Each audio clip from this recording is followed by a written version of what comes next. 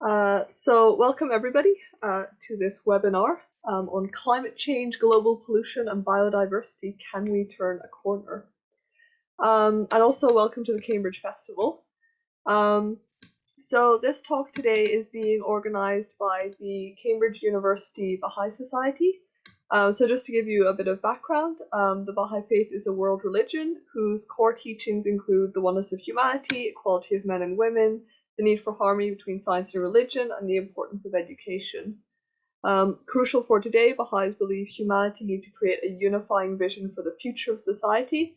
And so the Cambridge University Baha'i Society likes to create spaces to discuss the important topics, like, for example, that we're discussing today. So you're all very, very welcome to join. Just to introduce myself, my name is Ilona Cater. I'm a lecturer in the Department of Geography in the Scott Polar Research Institute, so part of Cambridge University. And my own research background looks at how reindeer in the European Arctic are being affected by things like climate change and industrial changes in their surroundings, and how we can kind of use a combination of scientific and indigenous knowledge to understand these changes. But of course, you haven't all come here to listen to me. We are all here today to listen to a wonderful talk by Dr. Arthur Dahl. And his list of experience is huge and diverse, so I'm giving you the very, very abridged version. But his research background is very diverse, spanning coral reefs, small island developing states, the relationship between science and values, and more broadly, biodiversity and sustainable development. So he's currently the president of the Bahá'í-inspired International Environmental Forum and a retired Deputy Assistant Executive Director of the United Nations Environment Programme. He has also been a consultant to the World Bank on indicators of development, among many other roles, and I think he'll be touching on some of those and some of his kind of current and future projects as well throughout the talk. So as I mentioned, today Arthur will be talking to us about climate change, global pollution, biodiversity, can we turn a corner, exploring what steps we need to take to overcome our current environmental crisis. Just to give you a bit of housekeeping before we get started, the talk will be about 30 or 35 minutes, and we will have a Q&A afterwards. So if you have any questions that you'd like to ask Arthur, you should have a button at the bottom of the page saying Q&A, so you can post your questions there, and then we'll try and kind of discuss as many of these questions as possible throughout the Q&A section, so I'll bring up those questions. And yeah, the whole event should last about an hour, so we'll be finishing around 9 o'clock. But without further ado, welcome Arthur, and I'll hand over to you. Thank you very much, and thank you all for joining us this evening. So I hope this will be an interesting talk. I should perhaps warn you that the first part is a little bit depressing, because when we look at the problems we're facing in the world, it's not very encouraging, but I'll try to be more hopeful as we go through the presentation this evening. And let me start sharing my screen to share some of the text with you. So you can now all see it. If we start with perhaps the most pressing of the environmental crises, climate change, and we've just had the third part of the IPCC report on climate change, but the second part was really dealing with impacts, adaptation, and vulnerability. It came out a couple of months ago, and it showed that human-induced climate change is already widespread, and we're seeing the adverse impacts, which are proportionally affecting the most vulnerable, the poor, the developing countries, and so on. Some of the impacts are already irreversible. And they point out that over 3.3 billion people are in highly vulnerable situations to climate change, along with a high proportion of species on this planet. So this is not something little concern of a little marginal group. This is half the world population. And they say even with 1.5 degrees of temperature rise, we're seeing multiple risks to our environment, to our survival, in fact. And of course, there'll be complex, compound, and cascading risks. It's not just one here and there. Each one interacts with the others, and it's hard to predict in these complex systems where they will all go. They may run away, cases tipping points that we run into. They pointed out that if we exceed 1.5 degrees, we will release further greenhouse gases irreversibly. So it will be much harder to come back again if we go over that limit. Already that's a dangerous point, and we really can't afford going any further, and yet we're well on the way to doing so at the moment. Already ecosystem adaptation has reached hard limits. Things like coral reefs are under extreme pressure and may disappear within a few decades if we continue to allow runaway warming. At the moment, there's massive bleaching again on the Great Barrier Reef. In Australia, it's happening more and more frequently. All over the world, corals have been dying from exposure to excessive heat. So, this is not something in the future, it's happening right now. So we need climate resilient development for humans and for nature. And for that, we need to conserve 30 to 50% of natural areas, far beyond what we're doing at the moment. And they said the next decade or less is decisive to stay below 1.5 degrees. We've got to make rapid and extreme changes now if we want to avoid the catastrophes that are on the horizon. One example, one thing that climate change is doing is causing the sea level to rise. As hot water expands, melting ice flows into the sea, and the sea level is going up. The worst case scenario pointed out by the IPCC is a rise of 2.5 meters in this century. Now, over 250 million people live less than 2 meters above sea level. So they would be displaced by that kind of sea level rise. This includes cities like Jakarta, Rio de Janeiro, Miami. There were 150 coastal cities of over 1 million people that would be flooded out and totally displaced by such a sea level rise. With 1 meter rise by 2100, that would expose an additional 200 million people in the 2 meter exposed zone. So this is not something that would stop with that number of people. It would get much worse. Looking back in the past, over the last 3,000 years, sea level varied by less than 8 centimeters. Between 1900 and 2016, it rose 14 centimeters. Since 2016, it's gone up another 8 centimeters, so it's accelerating. The rise will certainly continue. There are lots of things we can't do to stop it now. A lot is sort of built into the warming already taking place. The best we can hope for is to keep the rate of rise constant. But imagine what that will still mean in terms of displacing major parts of the population in the world. If we thought we had a problem with migrants and refugees now, imagine if it becomes hundreds of millions of people. And this is the kind of thing that's almost nearly locked in at the moment if we don't make very rapid action. The IPCC scenarios say, well, if we can cut carbon emissions to zero by 2050, sea level might only rise by 50 centimeters by 2100. That's a bit more manageable. If we take little action, we get to 2.5 meters, that will continue by 2150, 5 meters of sea level rise. And for instance, the Thwaites Glacier in the Antarctic is showing increased instability. There's been massive recent heating in the Antarctic as well.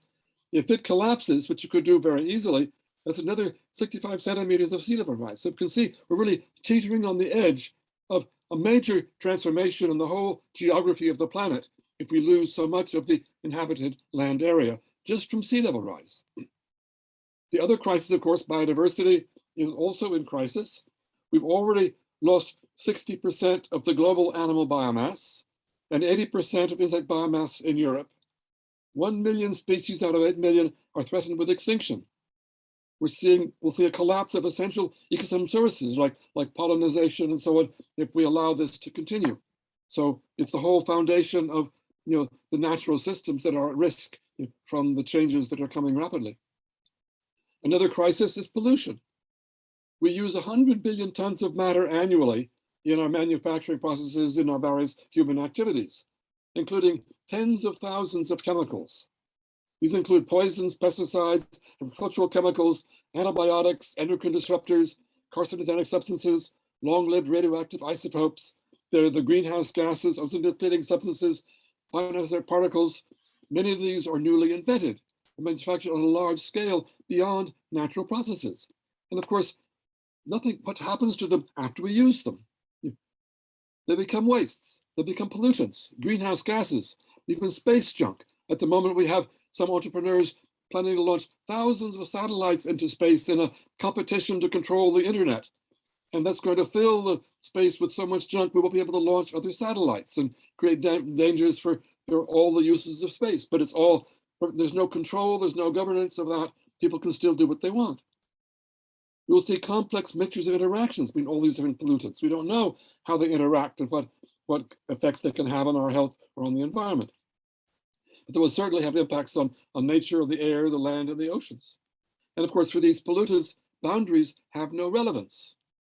And we have a number of international conventions for various pollutants, but they're a very slow mechanism. They cannot cope. They just decided we need another convention to negotiate in the next 2 or 3 years on plastic pollution, but one pollutant at a time when there are tens of thousands. There's no way that this present mechanism can keep up with the challenges that are coming just from pollution. So we have multiple interconnected crises, not only the environment, but economy, society, health, governance, and even war. Among the economic crises, we see now the poor are hit by rising prices.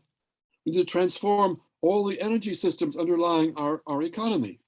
We see growing unemployment in many places. We see an increase in extreme wealth, but we're failing to address poverty. So the extremes are getting worse. We have the social crises, the failures of trust and trustworthiness in society around the world, the fragmentation and loss of social cohesion. We see persistent racism, our failure to achieve gender equality, the neglect of marginalized groups, and now more and more manipulation by political extremists and populists. So the whole sort of thing is becoming harder and harder for society to function. We've got, of course, the health crisis. The pandemic, may be getting slightly better, but still major problems around the world, and who knows what new variant will come next. We saw in this crisis the importance of private gain over public health, as large pharmaceutical companies sold their vaccines to the rich countries at high prices and made enormous profits while depriving the poor countries of the world from necessary protection. What we need is a single global system for such challenges where national borders have lost their meaning. But only global solidarity can save the world from such drawn-out suffering. And we don't have that at the moment. It actually broke down a lot during this health crisis. This, of course, shows ultimately we have a crisis in governance. We see failures at governance at all levels. Governments sign up to beautiful promises at the United Nations to deal with environmental issues, sustainable development goals, and so on, but they fail to deliver. We've got widespread corruption, the loss of trust, and a retreat from peace and security around the world. So even this crisis in multilateralism, as long as we maintain the paradigm of absolute national sovereignty, which this means that free riders will always undercut even the most enlightened multilateral action. Many governments are trying to do the right thing, but there are always others who have other priorities at the moment, whether it be having war or corruption or whatever, and couldn't care less about something, and they destroy the common action that is needed. Religion was intended to bring love and fellowship, but it's used today to fan hatred, and now we're plunged into war as well. And all of these express fundamental failures in ethics, values, morality, and spirituality. That's the root of our problem. These are the rules by which we're functioning in our society.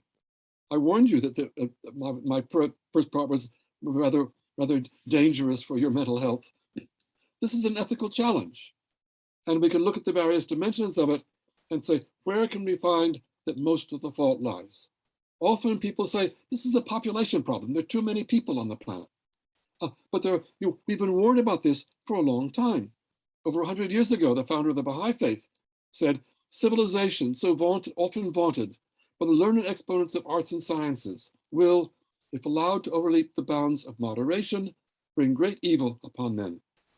The day is approaching when its flame will devour the cities. And unfortunately, we're seeing recent examples of that taking place at the moment. So is it a population problem? Well, the population has tripled in my own lifetime. But despite the great increase in wealth, half the people on this planet struggle to make ends meet. It's poverty that drives rapid population growth. People have more children because they need to try to survive. If we reduce inequality and educate women, the population will stabilize. So this is the symptom of other problems, it's not the root of the problem itself. So what's wrong? We've overshot the planet's carrying capacity. and we're rapidly degrading the natural environment and resources upon which our future and that of future generations depend. This is nothing new. Already in 1972, the young group of modelers of MIT did a report for the Club of Rome called The Limits to Growth.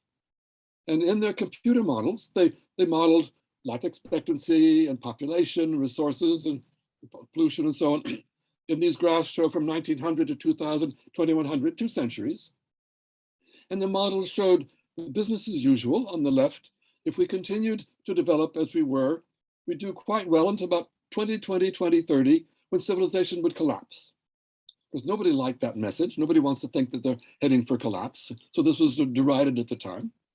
They redid the study for the Rio Earth Summit in 1992, and the model showed that if we made a transition to sustainability at that time, by 1995, we could stabilize things and have a reasonable standard of living and a more sustainable society. But they warned even then, if we waited until 2015 to make the transition, we couldn't avoid a major crisis in mid-century, and the quality of life and the standard of living possible afterwards would be much lower because it would have destroyed more of the planet's resources and capacity. So these were computer models, and you can say, well, what does a model say? So scientists went back to say, how well did those models predict what actually happened since 1972? We're right on track to collapse. The various curves follow precisely what we predicted, only we did slightly better on birth rates and death rates. The only thing that had changed was that any kind of a stabilized scenario where we might achieve sustainability no longer seemed to be a realistic possibility today. So this is really what we're looking at. And of course, where does this come from? There was a scientist warning on affluence a couple of years ago, in which the scientist said, the most significant impact on the environment and sustainability comes from the wealthy and our society of abundance. Our materialistic consumption is not compensated by advances in technology. The only way we can avoid the climate and biodiversity catastrophes is through a significant reduction in our lifestyle and GDP in Western economies, with all the losses in employment and changes in our economic model that this implies. We must rethink our communities from the bottom up and simplify our ways of living. This is what the scientists are telling us. This is what the science is saying. But nobody wants to hear reducing our GDP in Western economies and so on. This would be political anathema in our present way of thinking. And of course, the Baha'i community as well has said very much the same thing. Our international governing body wrote some years ago, having penetrated and captured all significant centers of power and information at the global level, dogmatic materialism ensured that no competing voices would retain the ability to challenge projects of worldwide economic exploitation. And that's what's been happening for decades now. They continue, materialism's gospel of human betterment produced today's consumer culture, pursuing ephemeral goals. For the small minority of people who can afford them, the benefits it offers are immediate and the rationale unapologetic. The breakdown of traditional morality has led to the triumph of animal impulse, as instinctive and blind as appetite. Selfishness becomes a prized commercial resource. Falsehood reinvents itself as public information. Greed, lust, indolence, pride, even violence acquire not merely broad acceptance, but social and economic value. And unfortunately, we can see that in many countries today, in many economic systems. They continued, today, the world is assailed by an array of destructive forces. Materialism rooted in the West has now spread to every corner of the planet, breeding, in the name of a strong global economy and human welfare, a culture of consumerism. It skillfully and ingeniously promotes a habit of consumption that seeks to satisfy the basest and most selfish desires, while encouraging the expenditure of wealth so as to prolong and exacerbate social conflict. One result is a deepening confusion on the part of young people everywhere, a sense of hopelessness in the ranks of those who would drive progress, and the emergence of a myriad social maladies. So this is really where many of you probably find yourself today. So if we look at, well, can market economics solve this problem? Our neoclassical economic paradigm of the market, which cultivates this consumer society, sees environmental and social issues as externalities. In the market, everything is property to generate a profit, whether it be intellectual property or whatever. And this, of course, favors those with the ability to pay, and therefore the rich over the poor, because the rich can always afford to pay for it. It consumes natural resources by the rate of return on investment, not regeneration of the resource, as a result, raping the planet in the process. Our economic accounting ignores human well-being, what people really care for. The result is this extreme concentration of wealth, while half the world population struggles and persistent poverty around much of the world. In fact, we've institutionalized greed. The principal measure of success is wealth, personal wealth or national wealth measured as GDP. For corporations, success is profit, return on capital, stock market valuation that generate the wealth. And while we condemn individual behavior that is so greedy, selfish, and aggressive that it injures others, we do not see as easily how these values are incorporated in our institutions, particularly traditional corporations and major businesses. On the corporate level, corporate greed is institutionalized to maximize profits. We see the behavior of many corporations today. The ends justify any means. Such institutions have no conscience or moral framework of humanity to restrain them. They're just impersonal institutions. People are sort of drowned in them, and there's no larger control. They drive climate change, biodiversity destruction, massive pollution, human exploitation, extremes of poverty and wealth, the arms race as we see today, the privatization of knowledge and science, and most of the other ills that have escaped from any control. And of course, governments should be ensuring our common good in face of such pressures. But corporate lobbies and corruption now control most governments. And there's no global governance for non-state entities like corporations. And of course, multilateral cooperation among states for human rights fails in implementation because that has no influence over those with the real power today in the economic system. So we've got serious structural problems within which our whole system, which is working today at the planetary level. Again, we see in the Baha'i guidance certain approaches to obtaining wealth, so many of which involve the exploitation of others, the monopolization and manipulation of markets, and the production of goods that promote violence and immorality are unworthy and unacceptable. So there's no going back, and this past is no guide to the future. That future has yet to be invented.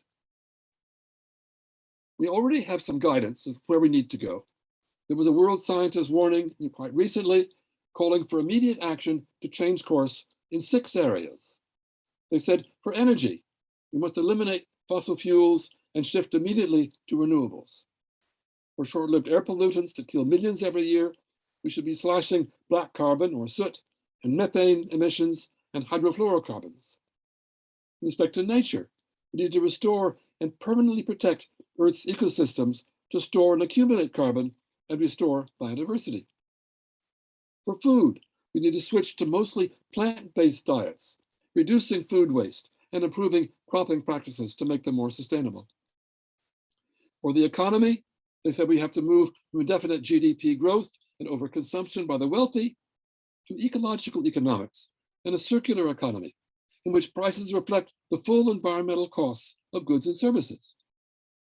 For the human population, stabilizing and gradually reducing the population by providing voluntary family planning and supporting education and rights for all girls and young women.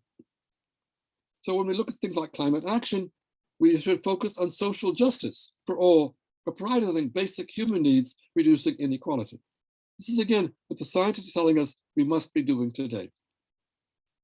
So let's try to imagine the future we want then.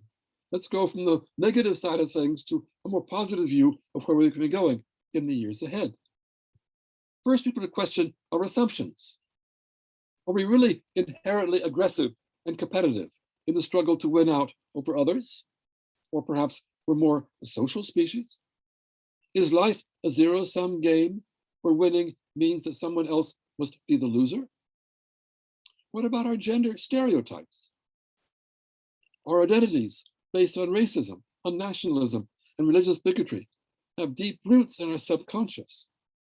We inherit so much without questioning that it requires a real effort on our part to bring ourselves to account each day for what we're trying to do with our lives. Some of the things we have to consider in looking at this future. What should be the physical characteristics of the world we want to build and live in? How should our human systems relate to and integrate with the natural systems of the biosphere? What about the qualities of our communities? What about the systems of organization and governance required from the local to the global levels? How would the economy function? What would be everybody's rights and responsibilities? And most fundamentally, what would be the underlying principles and values to guide this ever-evolving system? I'd like to share with you some of the proposals that we have to respond to some of these questions. Also, what wisdom from older generations might be useful?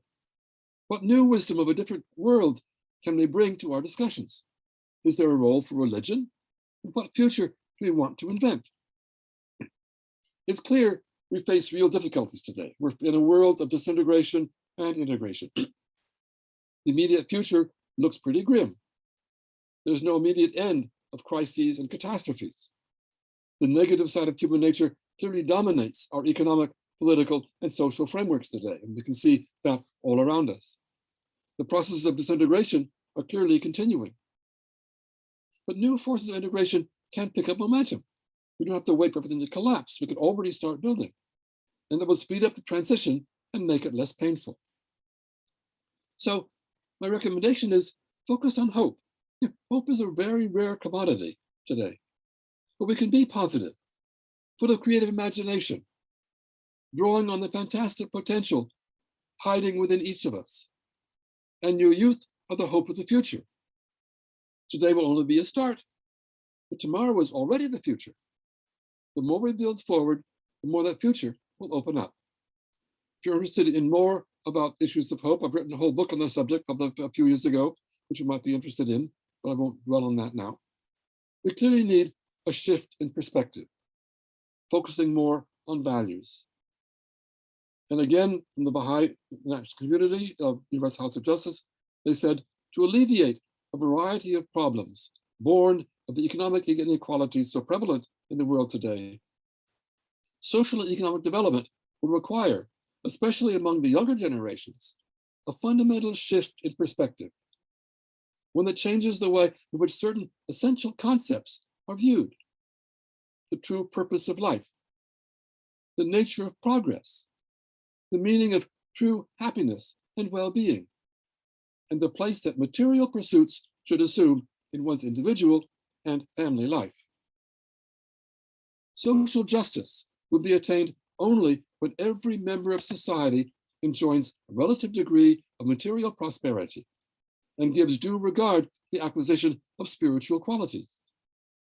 The solution then to prevailing economic difficulties is to be sought as much in the application of spiritual principles as in the implementation of scientific methods and approaches. So what is the Baha'i perspective of rethinking economics? What might be that better direction for the future? Again, in the International Baha'i Consultative Body, there is an inherent moral dimension to generation, distribution, and utilization of wealth and resources.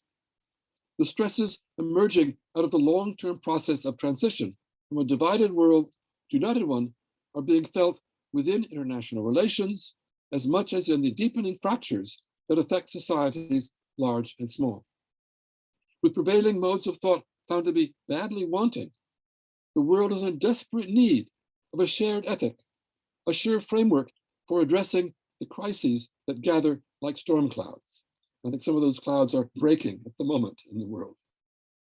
The vision of Baha'u'llah challenges many of the assumptions that are allowed to shape contemporary discourse.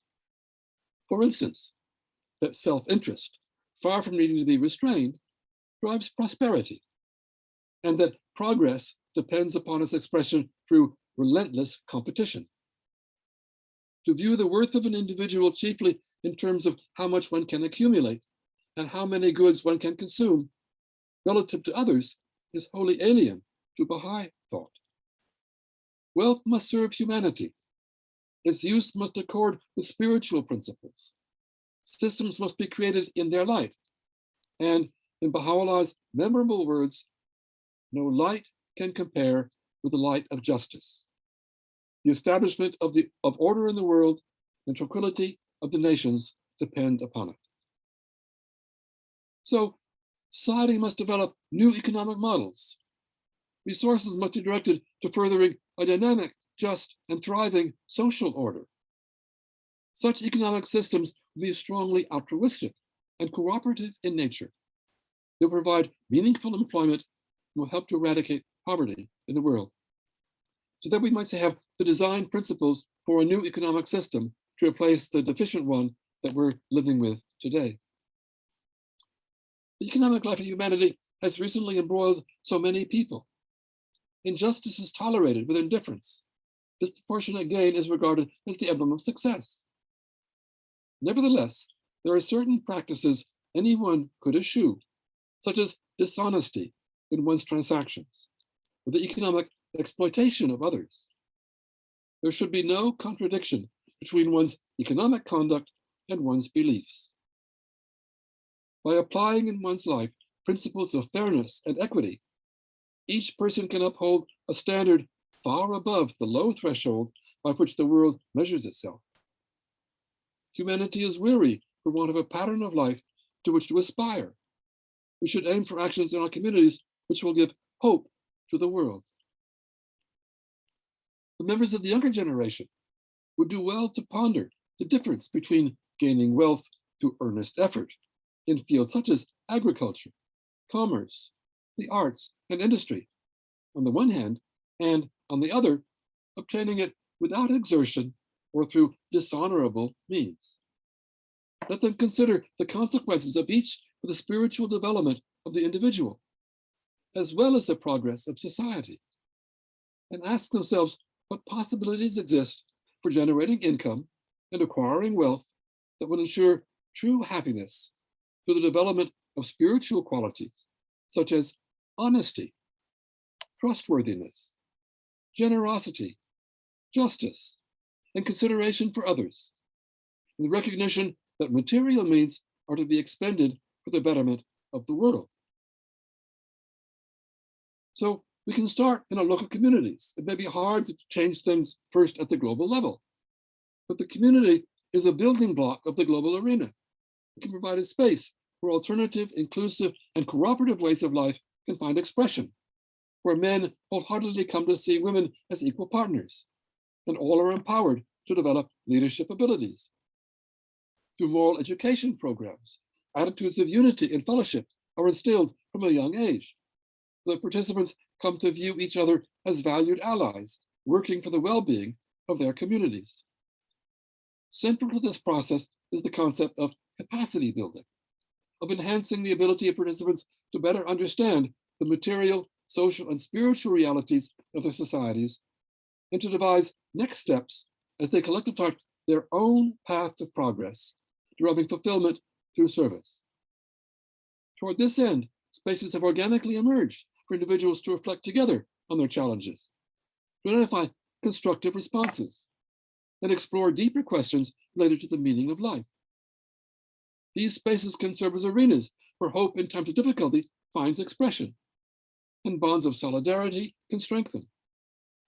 The capacities, attitudes, and qualities characterizing a community can reinforce its resilience in the face of extreme events or ongoing environmental burdens, such as those that I described to you at the beginning of my presentation. So we can always start at a local level in our own communities and build from there. This is within everybody's reach everywhere in the world today. So the other dimension, of course, going from the local, you might say, to the global level, how do we deal with these challenges of governance, these failures of governance at the local level? We already have a guide in Secretary General's Our Common Agenda adopted by the United Nations this last year. But first, what is the governance problem? I've already described parts of it. National sovereignty, where war is the final recourse to impose one state's will on others. And I wrote this before a recent example of how that's exactly happening. We have international anarchy. There's no real rule of law at the global level. It's all voluntary. We see the struggle for power and world domination and a pushback against multilateralism. Warfare is increasingly dangerous to the survival of the human race. We have multinational corporations out of control and a world filled with ego, corruption, and aggression, with the rise of reckless political leaders and autocrats. So what can we do with such a problem? Where do we go? We know the society needs good governance for justice and the common good. We want to build unity and concord at the local, national, and global levels. But too much politics today is based on self-interest, fragmentation, and conflict. The failures of governance are causing many of today's problems. In fact, national sovereignty becomes a shield to hide leaders' misdoings and corruption. And we see politics dominated by established elites, the rich and powerful, corrupt kleptocrats, and especially old men. And of course, with governance of corporations, as I mentioned, they escape from control. That's an enormous governance gap covering the corporate sector, escaping from all national government control, because they always put their profit in tax-free havens and locate themselves where they want around the world, play governments across to each other. So we need a global legal framework for business and the corporate sector. In fact, we should require non-state economic actors, such as corporations, to include in their legal charters an obligation for social and environmental responsibility to perform some useful service for society, in addition to profit as a measure of economic efficiency. If we were able to do this directly in their legal charters, this would empower them to be more effective partners in the system-wide challenges facing the world today. So there are opportunities there, even without changing the whole global system. If we can start building that in to the very foundation of corporations, that will also help us to move in a new and better direction. So how do we encourage the forces of integration in the world of today? We need ethics, values, goals, and perspectives of a better future. We need a vision for a more just and equitable world, able to motivate our positive actions. So can an ethical, even spiritual perspective help us to change our lifestyle and consumption patterns? We already have the UN 2030 Agenda, Sustainable Development Goals that give us a framework for action. But we still need institutional global governance for the global scale of our problems. You all know the Sustainable Goals. I won't go into detail about how well they've been negotiated and what they set out to do. And it's a very clear pattern of where we need to go in the years ahead. Then, as I mentioned, we have our common agenda, the Secretary General last September, looking at the future of the United Nations itself. First, he said, now is the time to re-embrace global solidarity and find new ways to work together for the common good. It must include urgent and bold steps to address the triple crisis of climate disruption, biodiversity loss, and pollution destroying our planet. Second, now is the time to renew the social contract between governments and their people and within societies, so as to rebuild trust and embrace a comprehensive vision of human rights. People need to see results reflected in their daily lives. This must include the active and equal participation of women and girls, without whom no meaningful social contract is possible. It should also include updated governance arrangements to deliver better public goods. Third, now is the time to end the infodemic, plaguing our world by defending a common, empirically backed consensus around facts, science, and knowledge. The war on science must end. All policy and budget decisions should be backed by science and expertise. And of course, speaking to you at a university, this would seem to be self-evident. Much of my work at the United Nations has been on building scientific advisory processes to make certain that decisions are backed on the best understanding we have of the world and where we need to go. Fourth, now is the time to correct a glaring blind spot in how we measure economic prosperity and progress. When profits come at the expense of people and our planet, we are left with an incomplete picture of the true cost of economic growth. As currently measured, gross domestic product fails to capture the human and environmental destruction of some business activities. The Secretary General calls for new measures to complement GDP so that people can gain a full understanding of the impacts of business activities and how we can and must do better to support people and our planet. And fifth, now is the time to think for the long term, deliver more for young people and succeeding generations, and be better prepared for the challenges ahead. We also need to be better prepared to prevent and respond to major global risks. So here the Secretary General has really mapped out a whole set of challenges in terms of the global level of how to move forward, which I will address in the rest of my presentation. So looking at global governance, the world is increasingly globalized and interconnected, but there's no effective mechanism for governance, law, and collaboration at the scale of global challenges and catastrophic risks, whether economic, social, or environmental. So how can we address the vacuum in global governance? I can't answer all of that immediately. With two Baha'i colleagues, we published a book a couple of years ago with Cambridge University Press on global governance and the emergence of global institutions for the 21st century. It's available in open access, from Cambridge University Press. We created a whole global governance forum to follow up on this and to carry the ideas forward and to implement many of the proposals we've made in this volume. Very briefly, the approach to say that effective governance at the global level requires the same legislative, executive, judicial functions that we accept as normal at the national level. But nations will only give up the right to make war in exchange for effective mechanisms of collective security and peaceful settlement of disputes. We need a gradual development of relevant international institutions and processes to build confidence in their effectiveness in reducing national insecurity. Of course, we also need carefully coordinated disarmament. We need trust that justice will be done. So states also have to become trustworthy. And we need a collective sense of moral responsibility. If you want to know more, there are 500 pages available in that book. What about environmental governance? So we're looking this evening at climate change, biodiversity, pollution. We started environmental governance 50 years ago, 1972. We've done a lot of good things in the last 50 years, but we still haven't turned the corner. The environment is still getting worse in spite of all of our efforts. This started back at the United Nations Conference on the Human Environment in Stockholm in 1972. That is the picture I took there. I represented the Baha'i international community at that conference and argued in one of the sessions to include collaboration with non-governmental organizations and faith-based organizations in order to do the things that governments themselves aren't able to do. We're making progress in many ways. I've worked on that, as I mentioned, in the United Nations and in other organizations for the last 50 years.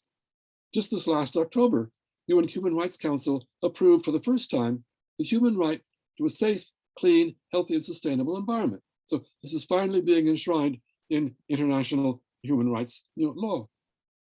We've had recent reports like the United Nations Environment Program on making peace with nature as a blueprint for how climate change, biodiversity loss can be tackled jointly in the framework Sustainable Development Goals. So a lot of detail has come out what we need to do to go ahead on the scientific side. We have SOCM Plus 50 coming up on the 2nd and 3rd of June, and I'm planning a whole series of activities around that event as well. As mentioned, Secretary General, we need to rethink global systems accounting to replace GDP as a primary measure of progress.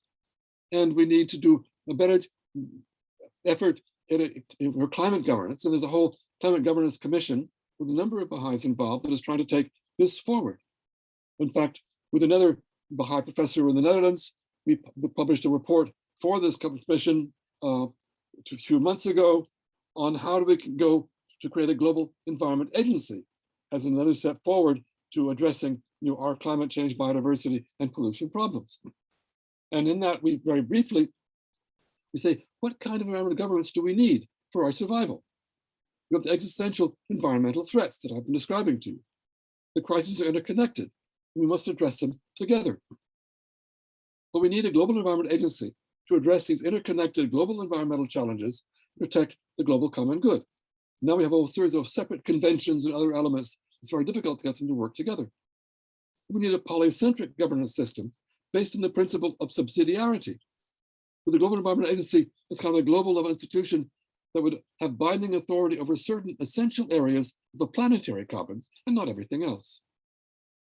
The 5 governance functions that such a body would need to have include knowledge provision, so adequate scientific advice, deliberative and legislative function, being able to adopt binding legislation for the common good with equitable sharing responsibilities, leaving no one behind.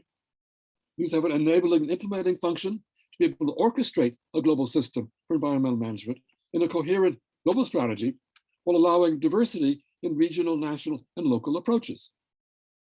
We need a trust and justice building function for accountability, mediation, and dispute settlement. And finally, in a world that's changing rapidly, we need a learning and reflexivity function to learn from experience and to adapt to the complexity and uncertainty of the world that we're facing in the years to come. So the next step forward in achieving such environmental governance, we can see an institutional evolution of UNEP into such a global environment agency within a polycentric system with authority to set global rules, norms, and values for a collective security. The UN Environment Assembly could expand its legislative function to be able to adopt binding legislation.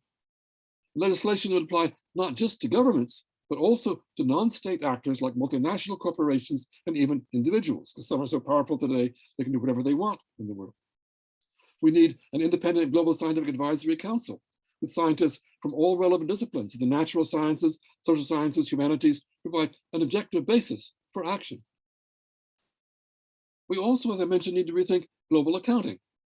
We've got to stop measuring progress and development only in financial terms. So we need alternative global systems of accounting with science-based measures and other than money, reflecting true human and environmental well-being. What's missing in GDP? It measures profit, return on investment, financial indicators. They ignore ethics, values, morality, and spirituality. And Secretary General has called for new measures. So we need this new system founded on a higher vision of human potential and selfishness and greed. So we're working now with a whole series of working groups on trying to define what might be in such a system, relative to human natural well-being, using relevant science-based non-financial units. And this will provide a basis for the replacement of the present economic paradigm financial system, which values only monetary wealth with GDP. We were starting with 9 initial indicator forms of capital to respect both the planetary environmental boundaries of the global commons and the minimum social and economic standards for the common well-being of humanity. The environmental accounts include carbon accounts, not only the release of carbon from fossil fuels into the atmosphere, where it becomes carbon debt, but also the role of, say, biodiversity in bringing carbon back out of the atmosphere and sequestering it back where it belongs, in the capital and the soil. We have biodiversity accounts measured directly in biodiversity units and ecosystem services. We're looking at pollution accounts, where the clean environment is the ideal capital, and various kinds of pollution or various kinds of pollution debt that we need to reduce as quickly as possible. For the social accounts, we start, of course, minimum basic needs. How do we measure that we're really eliminating poverty, and not simply in terms of whether people are getting some kind of a cash income or a minimum income, because there are also citizen societies where none of that is measured. We need to look at food accounts. Is everybody properly fed? Is the planet able to produce enough food for everybody and distribute it to everybody around the world? We need health accounts. Is every human being as healthy as they can be all through their life? Or are there various kinds of health debt we need to address? We need worker employment accounts, saying, can every human being on the planet have some way of contributing usefully to society, whether it be in paid employment or in the many forms of non-paid employment, like homekeeping and raising children or subsistence farming, other things that are not part of the present statistical systems. We need accounts for knowledge and education, because this is maybe intangible, but that's something that has to be passed on from generation to generation. And ultimately, we also need measuring spiritual capital. How well are these higher values being incorporated into the institutions of our society, into our communities, and our own individual lives? These accounts could become the basis to internalize what are now treated as environmental and social externalities, and lead to global taxes or fines on damaging activities, and supporting payments for social contributions and environmental regeneration in the common interest, with the financial system serving primarily to link the capital accounts in an integrated, dynamic global system aiming for human and natural well-being and sustainable development. We mentioned also the problem of global catastrophic, so just very briefly, we've also been working on how to identify the risks each country is facing to help them reduce their vulnerability, build on their resilience. For man-made risks, people can make efforts to reduce or eliminate them. We just published the first edition of a global catastrophic risk index in February, just a month and a half ago. And it's available online for those who want to consult it. Again, with a couple of Baha'i colleagues, it's something we've produced together for the Global Governance Forum. I won't go into the details, but it looks at economic stability, the quality of governance, education and skills, gender inequality, business environment resilience, environmental vulnerabilities like we talked about this evening, exogenous vulnerabilities that are all of these things are covered in the measures of this catastrophic risk index. The most at-risk countries, obviously, are places like Sudan, Afghanistan, Yemen, Lebanon, and Mali at the bottom of the list. Least at risk are Denmark, Sweden, Ireland, Finland, Luxembourg at the top, and you can see all of those in between. This can help countries to see where they have to focus their efforts to become more resilient in the years ahead. And of course, finally, we need to have more trust and trustworthiness in this world. States must trust that decisions are really taken in the common interest. People must trust in their human rights to be respected. Everybody should be able to develop their full potential to contribute to society. Governments must be trustworthy, with everything founded on justice for all. Sacrifices should be shared equitably, and nobody should be left behind. So against this backdrop of climate change, environmental degradation, the crippling extremes of wealth and poverty, the transformation from a culture of unfettered consumerism to a culture of sustainability has gained momentum. It is a transformation that requires an earnest examination of our understanding of human nature and of the cultural frameworks driving institutions of government, business, education, and media around the world. Questions of what is natural and just will need to be critically re-examined. The issue of sustainable consumption and production need to be considered in the broader context of an ailing social order, one characterized by competition, violence, conflict, and insecurity, of which it is a part. Progress at the techno and policy levels now needs to be accompanied by public dialogue among rural and urban dwellers, among the materially poor and the affluent, among men, women, and young persons alike, on the ethical foundations, the necessary systemic change. The sustainable social order is distinguished, among other things, by an ethic of reciprocity and balance at all levels of human organization. Within such an order, the concept of justice is embodied in recognition that the interests of the individual and of the wider community are inextricably linked. The pursuit of justice in the frame of unity and diversity provides a guide for collective deliberation and decision-making that offers a means by which unified thought and action can be achieved. So with that, I'd like to stop my presentation here. If you're interested in more, the organizations that we were involved in, have a lot more material available on their websites, the National Environment Forum, Global Governance Forum, Climate Governance Commission. Thank you very much for your attention. I hope we still have some time for questions. I'm looking forward to the questions you will raise and taking the discussion further. I'll stop sharing my screen now. Brilliant. Thank you so much, Arthur, for what is not only a really interesting talk, but quite refreshing to see a talk that very honestly frames the issues, but doesn't just give a general hopeful message at the end, that you've kind of given some really concrete examples and steps of things that we can do. So that's wonderful to see and very refreshing to see. So for the audience now, feel free to put some questions into the Q&A, and I'll get started with the first one.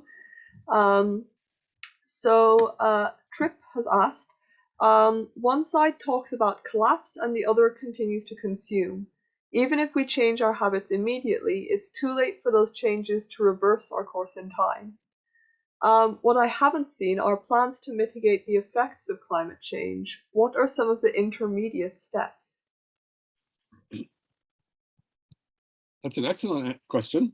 And it's clear that particularly things like climate change, there's so much inertia in the system that a lot of damage will continue to be done before we can actually turn the corner. And in fact, a lot of the debate recently in the Framework Convention on Climate Change has been about get a better balance between mitigation and adaptation. And while we're trying to pull back on greenhouse gas emissions as rapidly as possible, transforming the whole civilization overnight is not so easy. And therefore, there is a lot of adaptation.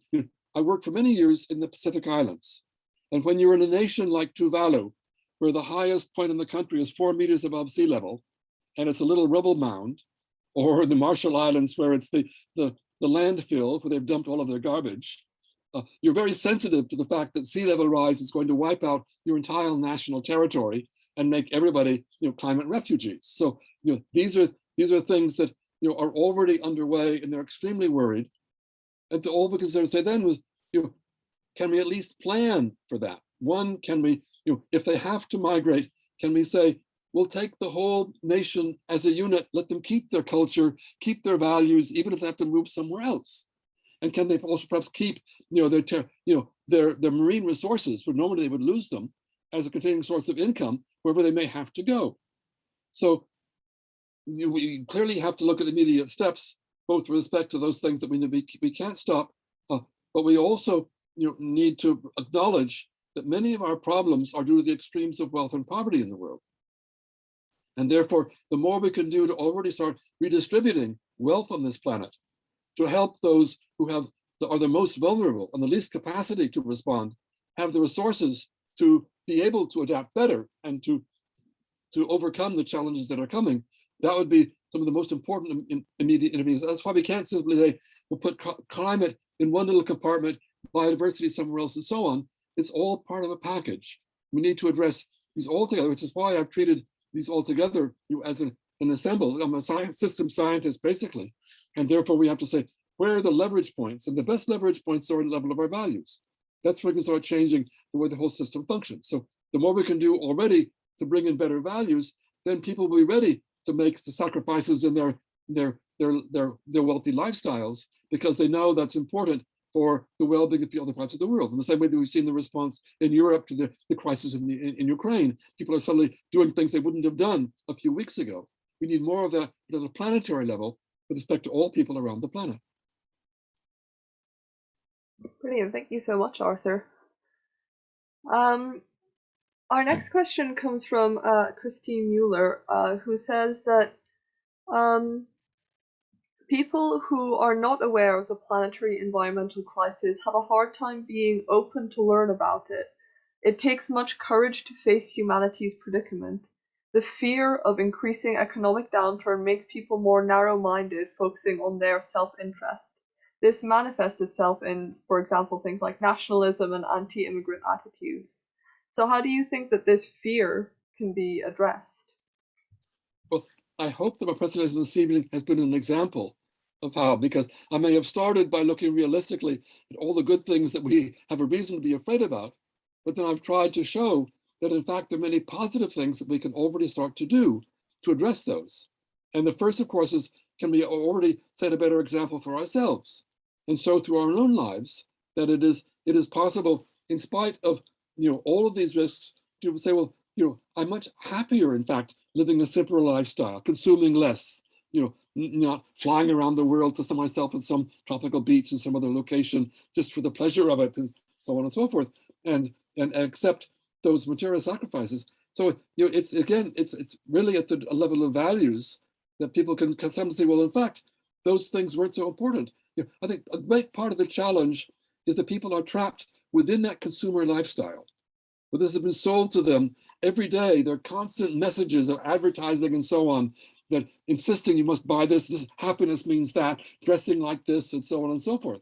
And so the challenge is really to detach ourselves from that manipulation by the commercial interests around us and to realize we're being manipulated. Then we need to stand back and begin to make those changes. And there are a lot of vested interests that don't want that to happen and spread all sorts of false rumors. That's why I talked about the lack of falsely becoming public information. That's very much the case in much of the world today. So becoming aware of that, admittedly people don't want to, because it's challenging to question your basic assumptions. But it has to start, and I think with each group we have to say, what are those points where we can find points of agreement? For instance, national sovereignty. People fight for that because it's protecting their national interest. But in fact, we don't have sovereignty in the world, globalized world today. There's little control. What we need is national autonomy, that each nation can find their own path forward. And that's only protected by having a framework of global governance to protect them from the big bullies who want to come in and destroy it for their own special interests. So it's this kind of change in thinking at all levels that will allow us to find positive ways forward and to get people to come and join in that effort to build something better. Yeah, thank you. And actually, I think one of our questions kind of follows on from that. You've mentioned quite a lot of things at different levels, at sort of the local, and you've been focusing now quite a lot on the global, and you've given some very practical solutions for that. But so one of our attendants asks, how can the outline of what you presented here be conveyed to and incorporated by local communities? Well, that's why, you know, at one point I focused specifically on the fact that local communities have, you know, and the capacity to bring many changes over, that we already have various kinds of eco-villages and so on, people trying to alternative attempts to design communities that show different ways of doing things. And I think that for those who are afraid of what's happening, the best security for the future, if there is any kind of larger scale global collapse or increasing problems, would be at the community level. That's where you can already, you know, protect yourselves, you know, become more resilient, plan what you would do, you know, if things really get worse and so on and so forth. So you can already say, by starting a community, it's not only developing better ways for the future, it's also building an insurance against the challenges that may be coming from higher levels. And I think that'd be a motivation to say, well, we may be able to control not what's going on at the national level or the global level, but already we can, our local community, build in some resilience, make sure that we know that who might suffer the most, how can we help them if they need to be helped and so on, how do we build a better sense of solidarity, who knows how to do what if we need to muddle through some crisis or challenge that we're facing. We saw a lot of that in the pandemic, where you saw a lot of global solidarity. So I think there we can already build and take things forward. Brilliant, thank you. And another question is kind of rooted to the motivations behind these kind of actions that you're speaking about. So one person is asking, so I'm a little concerned about the idea of expanding global accounting to embrace environmental considerations. Yet we see governments happy to sign up to targets and accounting and then do everything they can to fiddle the figures. So I think a spiritual renewal has to come first. In the current kind of mixture of belief systems that we see in the world, how can this happen? Well, I think we need to work at all levels. So I think ultimately, yes, the transformation has to come in terms of basic value at a spiritual level. That's where we could really address these challenges of human nature, where the animal side is so dominant today.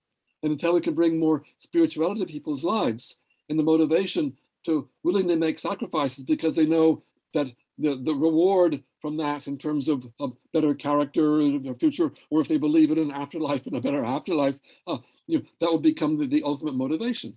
So yes, that's the fundamental change that needed. It doesn't mean we can't also start to work at all the other levels.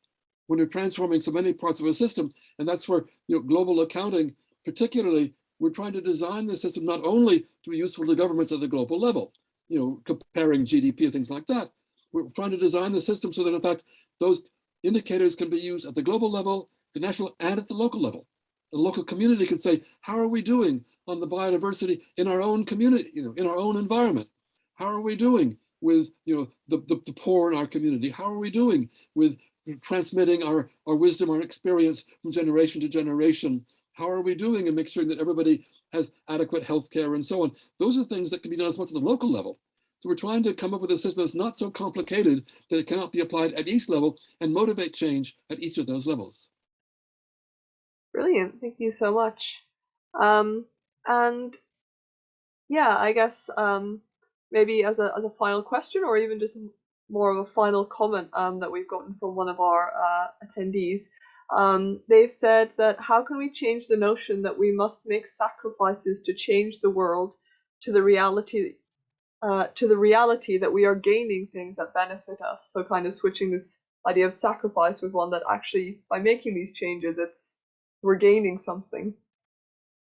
Well, that's because we need to present positive visions of the future. We need to not simply look at, you know, the problems, the bad things that are happening, but have a vision of the kind of civilization that can emerge out of the transition we're going through, from a divided vision of nation states, which is 200 years old and clearly dysfunctional, towards a united world community with unity and diversity, with drawing on all the strengths of all the peoples around the planet. So I think by having that positive vision, then it isn't sacrifices anymore. It's really saying, this is how we invest in constructing the better future we would like to have. And we can already see some of the benefits from it, in the rewards that come most immediately. I mean, if we're helping people in our community who are suffering, who need assistance, or young people who are confused about the future, and we can help to guide them, let them see the pleasure of being altruistic and cooperative and so on and so forth. Those are things that are imminently rewarding and feel much better than the kinds of things we've been sold at the past as sacrificing your latest kind of toothpaste or the latest form of tennis shoes or things like that. They're not really sacrificed at all. In fact, those are ways in which you've been trapped into something else. So I think this is why half my message was the positive message of where we can go and how we can build a better.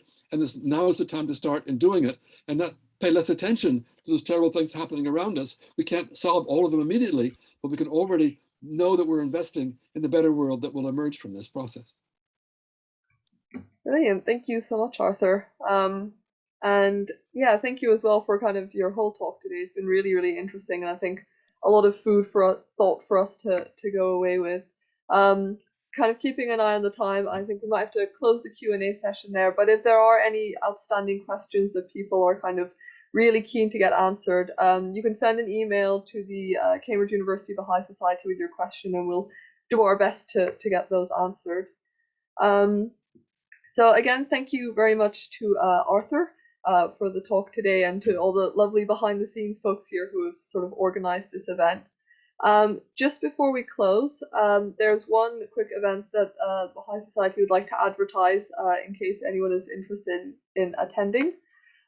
So we've got a bit of a poster which should be coming up in a moment, an event called Earth Reflections. So Earth Reflections is an event that was created in advance of the COP26 climate conference in Glasgow, and since it has spread throughout the UK and kind of been done many times. So it's kind of a space to maybe have more of these discussions on values. So specifically kind of a space to enjoy kind of poems or reflections or prayers, tributes, music, kind of from all backgrounds, just to sort of reflect on our connection with the earth, that, quite often we're thinking about really difficult things or thinking about kind of big actions we need to take, and sometimes it's important to have these spaces where we can just kind of appreciate the environment and our connection with it. So if you are interested in attending this event, it will be an online event. You can sign up to the mailing list either with this QR code or then by emailing Baha'i at cusu.cam.ac.uk. So yeah, we will send out more information about the exact date and time for that event. But yeah, other than that, thank you very much to everyone for attending, and thanks again to Arthur for your talk. And thank you for inviting me. I was a member of the equivalent at Stanford when I was an undergraduate, and California when I was a graduate. So I've worked in that. I very appreciate your efforts in your university to get these ideas around and give some hope to the future for everybody, at Cambridge and beyond. Thank you so much. Thank you. And yeah, a few of the Baha'i Society members are on here in the audience and in the panelists in the background. So this is a good message to them too.